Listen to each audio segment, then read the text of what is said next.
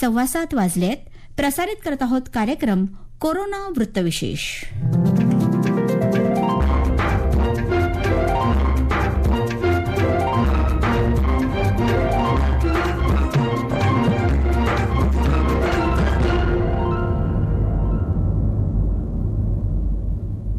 श्रोतेहो नमस्कार. आजच्या कोरोना वृत्तविशेष या कार्यक्रमात आपलं मनपूर्वक स्वागत.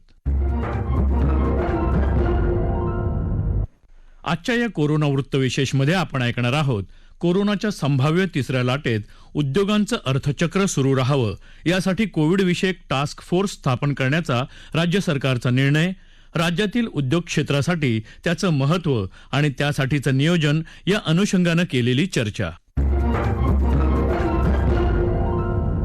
श्रोतेहो, कोरोनारूपी संकटामुळे सध्या संपूर्ण जग पूर्णपणे हादरून गेलं आहे. विकसनशील देशांसोबतच विकसित राष्ट्रांनाही या काळात मोठा आर्थिक फटका बसला आहे. त्यामुळे संभाव्य काळात पुन्हा कोरोनाचं संकट उभं राहिलंच तर त्यावर भारतासह सर्वच देशांकडून युद्ध पातळीवर उपाययोजना करण्यात येत आहे. यात महाराष्ट्र राज्याचा विचार केला तर कोरोनाच्या दोन्ही लाटांमुळे राज्यातल्या उद्योग क्षेत्राची स्थिती फारशी वेगळी नाहीये. कोरोनाच्या संसर्गाची साखळी तोडण्यासाठी लागू करण्यात आलेला लॉकडाऊन आणि कडक निर्बंध यामुळे संपूर्ण बाजारपेठ ठप्प झाल्यानं राज्याचं अर्थकारण ढवळून निघालं आहे. यावर उपाय म्हणून राज्य सरकारनं कोरोनाच्या आगामी संकट काळातही उद्योगांचं अर्थचक्र सुरू राहावं, उत्पादनांमध्ये अडथळे येऊ नयेत या उद्देशानं व्यवस्था निर्माण करण्यासाठी राज्यातल्या उद्योग क्षेत्रासाठी कोविड विषयक टास्क फोर्स स्थापन करण्याचा महत्त्वपूर्ण निर्णय घेतला आहे. उद्योग क्षेत्रातील रोजगार, या क्षेत्रातून मिळणारा महसूल या अनुषंगानं राज्य सरकारचा हा निर्णय कितपत महत्त्वाचा आहे याविषयी अधिक माहिती देत आहेत महाराष्ट्र चेंबर ऑफ कॉमर्सचे अध्यक्ष संतोष मंडलेचा. माननीय मुख्यमंत्र्यांनी कोरोनाची संभाव्य तिसरी लाट आणि त्याचबरोबर गरज भासल्यास कडक निर्बंध त्या दृष्टिकोनातनं उद्योग क्षेत्र त्यांच्या प्रतिनिधींशी चर्चा केली आणि त्या चर्चेच्या अंती त्यांनी असंही सांगितलं की एक टास्क फोर्स स्थापन केला पाहिजे. ह्या चर्चेमध्ये अनेक उद्योजक उपस्थित होते आणि या सगळ्या चर्चेनंतर ज्या काही गोष्टींवरती चर्चा झाली ती फार महत्वाची आहे. माननीय मुख्यमंत्र्यांनी ज्यावेळेस ह्या गोष्टींचं माहिती सर्व उपस्थितांना दिली की गेल्या वर्षी पहिली लाट आली होती त्यावेळेस साधारणतः 20 लाख कोविडचे रुग्ण हे महाराष्ट्रात आढळले होते. दुसऱ्या लाटेत साधारणतः 40 लाख रुग्ण आढळले आणि ह्या सगळ्या गोष्टींचा विचार करता येऊ घातलेली तिसरी संभाव्य लाट कशी असेल याच्या बाबतीतही चर्चा झाली. परंतु हे सगळं करत असताना माननीय मुख्यमंत्र्यांनी मागच्या काही गोष्टींवरती कशा पद्धतीनं उपाय करता येतील याच्या बाबतीतही चर्चेच्या द्वारे माहिती दिलेली आहे. मग ऑक्सिजन असेल, आरोग्याच्या सुखसुविधा असतील, या सगळ्या गोष्टींची नेमकं नियोजन कसं असणार आहे त्याच्या बाबतीत माहिती दिली. आणि हे करत असताना त्यांनी सगळ्यात महत्वाचं प्राधान्य दिलं की ही तिसरी लाट जर आली तरीही आपल्याला आर्थिक चक्र याच्यावरती कोणताही दुष्परिणाम होऊ नये म्हणून उद्योग कशा पद्धतीने चालू ठेवता येतील आणि त्याच्यासाठीच या गोष्टींवरती चर्चा घडवून आली. मला असं वाटतं की ह्या चर्चेमध्ये ज्या उद्योगांचे प्रतिनिधी होते त्या उद्योगांना ज्या काही उपाययोजना सांगण्यात आल्या, मग त्याच्यामध्ये लसीकरण असेल, निर्बंध कडक जरी असले तर अर्थचक्र करताना त्याच्यामध्ये काय उपाययोजना करता येतील आणि या मोठ्या उद्योजकांच्या प्रतिनिधींशी चर्चा करून खऱ्या अर्थानं येऊ घातलेल्या या संभाव्य तिसऱ्या लाटेच्या दृष्टिकोनातनं ज्या काही गोष्टी त्यांनी सांगितल्या, मग कामगारांचा सुखसुविधा असतील, त्यांना जास्तीत जास्त लसीकरण कसं करता येईल, कारण 25% लसीकरण हे प्रायव्हेट हॉस्पिटलच्या माध्यमातून राबवावं असा निर्णय जो झालेला आहे, त्याच्यामुळे उद्योग कशा पद्धतीनं याच्यामध्ये सम्मिलित होईल त्याच्यासाठी सूचना त्यांनी केलेल्या आहेत. मला असं वाटतंय की हे सगळं करत असताना जे छोटे उद्योजक आहेत त्यांच्यासाठी एक समन्वय होणं गरजेचं आहे. आणि माननीय मुख्यमंत्र्यांनी जे सुतोवाच केलंय की एक टास्क फोर्स, जसा वैद्यकीय टास्क फोर्स आहे तसा उद्योजकाचा टास्क फोर्स असावा आणि जेणेकरून मागच्या लॉकडाऊन मध्ये उद्योजकांकडनं मिळालेल्या सूचनांवरती अंमलबजावणी करून त्या लॉकडाऊन मध्ये सुद्धा अर्थचक्र चालू राहण्यासाठी जो प्रयत्न झाला कदाचित मुख्यमंत्र्यांना आणि माननीय अधिकाऱ्यांना असं वाटत असेल की त्यावेळेस घेतलेले निर्णय, त्याच्यामध्ये आलेल्या सूचना आणि मग त्याच्यामध्ये केलेली अंमलबजावणी, कदाचित त्याच्यात जो वेळ जातो तो वेळ कमी करण्याच्या दृष्टिकोनातनं हा टास्क फोर्सची निर्मिती अगोदर जी होते ती निश्चितपणानं स्वागतार्ह आहे. माननीय मुख्यमंत्री यांचा दूरदृष्टीपणा याच्यातनं दिसतो. आम्ही या सरकारनं हा घेतलेला निर्णय त्याचं निश्चितपणानं स्वागत करतो. श्रोते हो, महाराष्ट्र सरकारची उद्योग क्षेत्रासाठी टास्क फोर्सची उपाययोजना यशस्वी ठरली तर संभाव्य कोरोनाच्या संकटातही उद्योगांचे व्यवहार सुरू ठेवण्याचं उदाहरण दाखवून देणारं महाराष्ट्र हे पहिलं राज्य ठरेल, असा विश्वास मुख्यमंत्री उद्धव ठाकरे यांनी वर्तवला आहे. त्यासाठी राज्यातल्या छोट्या मोठ्या उद्योगांमध्ये कोविडपासून प्रभावित न होणारी बायो बबल यंत्रणा निर्माण करावी लागणार आहे. संभाव्य काळात उत्पादनावर परिणाम होऊ नये म्हणून कामगारांच्या निवासासाठी कंपनीच्या परिसरात किंवा जवळपास फील्ड निवास व्यवस्था उभारण्याच्या दृष्टीनं नियोजन करावं लागणार आहे. यासोबतच कामगारांच्या कामाच्या वेळा गर्दी होणार नाही आणि कुठल्याही सुविधेवर ताण पडणार नाही अशा पद्धतीनं निश्चित कराव्या लागणार आहेत. आगामी काळात पुन्हा कोरोनाचं संकट उभं राहिलंच तर उद्योग क्षेत्रानं नेमकं कसं नियोजन करणं अपेक्षित आहे याविषयी महाराष्ट्र चेंबर ऑफ कॉमर्सचे अध्यक्ष संतोष मंडलेचा यांच्याकडून अधिक जाणून घेऊयात. माननीय मुख्यमंत्र्यांनी काल संभाव्य तिसरी लाट याच्यावरती चर्चा करून उद्योग क्षेत्र कसे सुरू राहतील याच्या बाबतीत टास्क फोर्सच्या निर्मितीच्या बद्दल चर्चा केलेली आहे. आणि हे करत असताना उद्योग क्षेत्र कशा पद्धतीनं ह्याही परिस्थितीत चालू राहील असा प्रयत्न एकंदरीत त्यांचा दिसतोय. आणि हे करताना त्यांनी उद्योगाच्या प्रतिनिधींना अशा काही सूचना दिल्या आहेत की अशी परिस्थिती उद्भवली त्यावेळेस कामगार हा जो एक महत्वाचा घटक या उद्योगाचा आहे त्यांची काळजी करणं हे क्रमप्राप्त आहे. आणि त्याच्यासाठी काही सूचना त्यांनी दिल्यात. मग कामगारांचा प्रवास असेल, कामगारांची राहायची सोय असेल, त्याच्यावरती कशा पद्धतीनं आपल्याला काम करता येईल. आणि मग जर शक्य असेल तर कामगारांचा प्रवास टाळण्यासाठी जर कधी कंपनीच्या जवळच राहण्याची सोय करता आली तर तोही प्रयत्न व्हावा.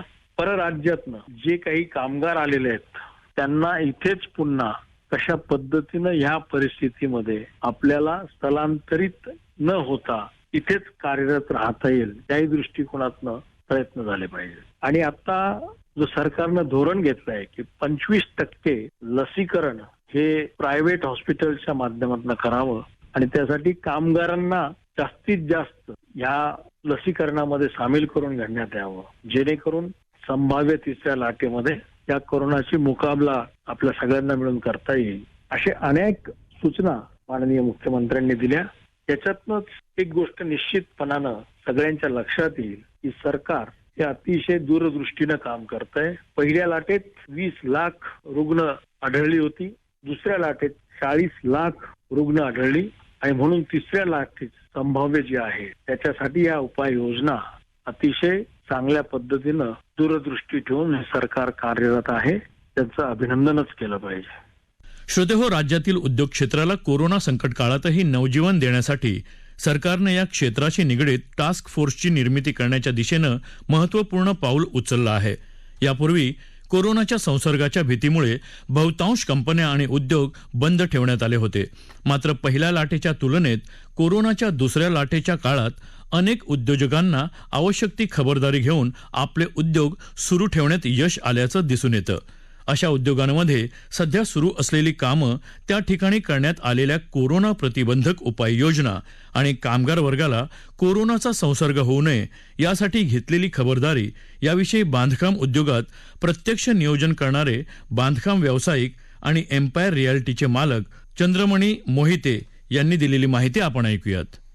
काल जो महाराष्ट्राचे मुख्यमंत्री उद्धव ठाकरे साहेबांनी जो सर्व व्यावसायिकांबद्दल जो काही विचार केला त्याबद्दल आम्ही त्यांचे आभार मानतो व त्यांनी जो निर्णय घेतला तो स्वागतार्ह आहे. यामध्ये आमचं क्षेत्र हे बांधकामाशी निगडीत असल्यामुळे आम्हाला प्रश्न पडला होता की आमच्या बांधकाम व्यावसायिकांचे जे कोविड पहिली जी आणि ही दुसरी आणि आता जी तिसरी लाट येणार आहे तेव्हा आपले काय निर्बंध करावे त्यासाठी त्यांनी काल चांगला विचार विनिमय केला. जर त्यांनी आम्हाला व्यावसायिकांना जर व्यवस्थित साथ दिली तर आमच्या जागेवर काम करणारे जे व्यावसायिक आहेत, जे काही व्यावसायिक लांबून प्रवास करतात, परंतु त्यांचे जे कामगार आहेत, काही कामगार स्थायिक असतात, यांची आम्ही व्यवसाय आमचा जो चालू असतो, जिथे बांधकाम व्यवसाय असल्यामुळे आमच्या साईडवरती जे कामगार असतात ते बहुतेक सगळे स्थलांतरित असतात. उत्तर प्रदेश, बिहार इथले कामगार असतात. तर त्यांना राहण्यासाठी आम्ही सुख सुविधा केलेल्या आहेत, परंतु त्यांचा अन्न पाण्याचा प्रश्न, ह्या सगळ्या गोष्टी आहेत. त्यांचं लसीकरण आम्ही स्वखर्चाने सगळं करायला तयार आहोत, परंतु शासनाची आम्हाला तेवढी थोडी जोड लागेल. शासनाने आम्हाला त्यांचं लसीकरण करून दिलं तर आमची भीती निघून जाईल. लसीकरण करण्यासाठी जो काही खर्च लागेल तो आम्ही व्यावसायिक स्वतः करायला तयार आहोत.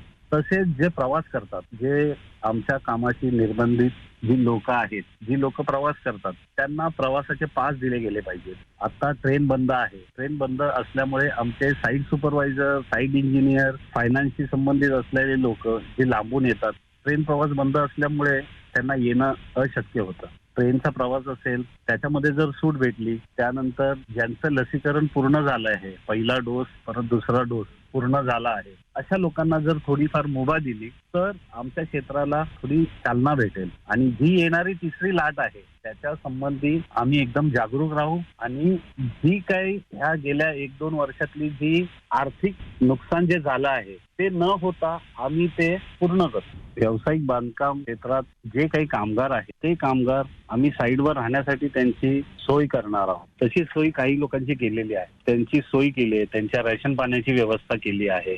परंतु हे सगळं करत असताना त्यांचं लसीकरण होत नाहीये, कारण ते स्थलांतरित असल्यामुळे, ते परप्रांतातले असल्यामुळे त्यांचं इथे लसीकरण होणं शक्य होत नाही. तर अशा बांधकाम व्यवसायाला जो आर्थिक नुकसान होत आहे तर ते नुकसान भरून काढण्यासाठी आपल्याला ह्या कामगारांची सोय केली पाहिजे. त्या कामगारांना लसीकरण केलं पाहिजे.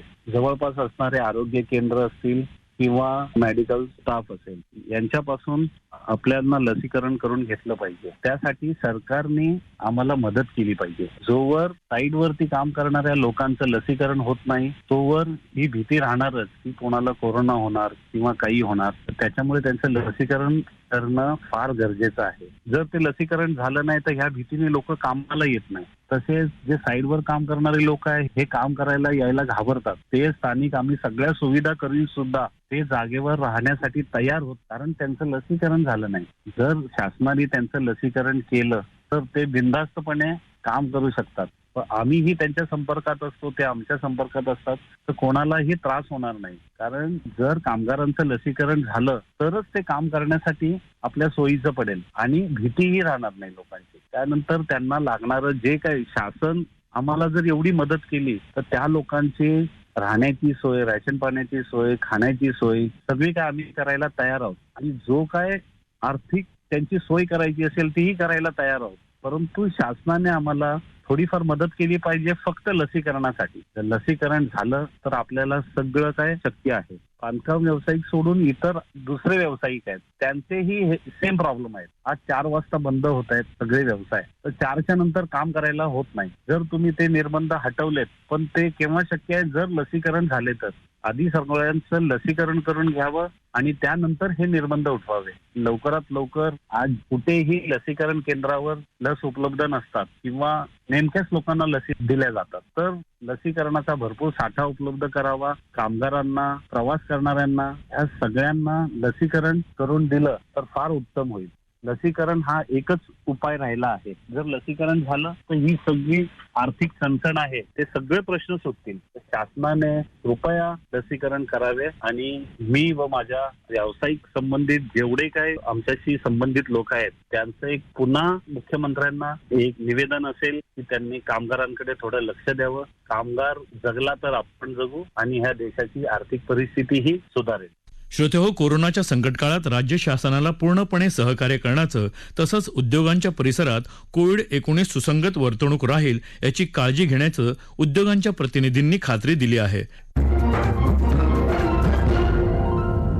श्रोतेहो, याबरोबरच आजचा कोरोना वृत्तविशेष हा कार्यक्रम संपला. हा कार्यक्रम आकाशवाणी मुंबईच्या प्रादेशिक वृत्त विभागानं सादर केला. सादरकर्त्या सरस्वती कुवळेकर, निर्मिती सहाय्य विवेक वानखडे, लेखन आणि समन्वय रवींद्र लोखंडे आणि सोनाली मंचेकर आणि निवेदन शैलेश मोहिते.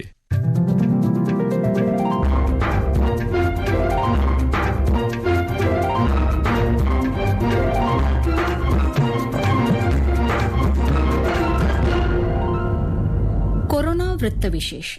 हा कार्यक्रम प्रसारित करण्यात आला आकाशवाणी मुंबई केंद्राच्या अस्मिता वाहिनीसह AIR मराठी या DTH उपग्रह वाहिनीवरून.